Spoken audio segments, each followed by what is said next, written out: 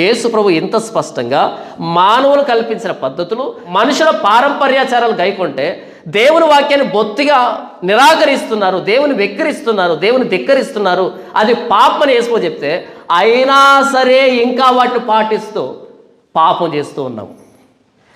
నేను పాపం మానాలి అనేది నా ప్రభువైన యేసుక్రీస్తు వారి సిలువను చూస్తే నేను పాపం మానాలి. నా ప్రభువైన యేసుక్రీస్తు వారి ప్రాణత్యాగం నన్ను ప్రభావితం చేయాలి తప్ప మనుషులు పెట్టిన పద్ధతి నన్ను ప్రభావితం చేసి నన్ను పాపం మానేటట్టుగా చేసిందంటే యేసు ప్రభు సిలువు కంటే ఇదే గొప్పది అని అర్థం.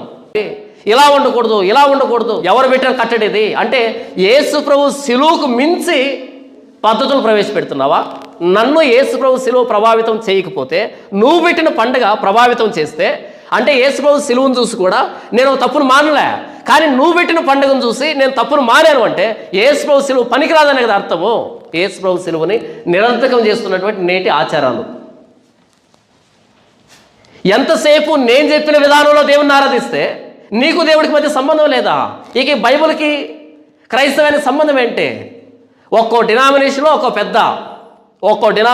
పెద్ద చివరికి యేసు ప్రభు దిగి వచ్చి ఒరే తప్పన్నా సరే వినరు అంటే మాయ గారికి తెలీదా అని అంటారు. ఎంత బాధతో చెప్తున్నారు అంటే, ఎంత ఆవేదనతో చెప్తున్నారు అంటే యేసు ప్రభు స్వయాన చెప్పిన మాటలు ఇవి.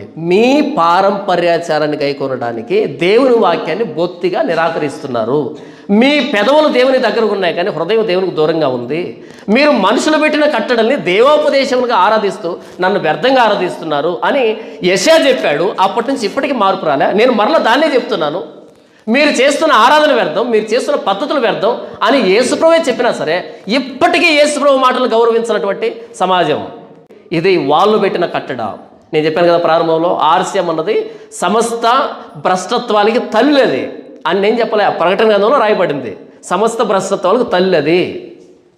ప్రభువైన యేసుక్రీస్తు వారిని విగ్రహారాధన రెండు కలిపినటువంటిది. ప్రభువైన యేసుక్రీస్తు వారి ప్రాణత్యాగాన్ని విగ్రహారాధన రెండింటిని కలిపింది అది మొట్టమొదట.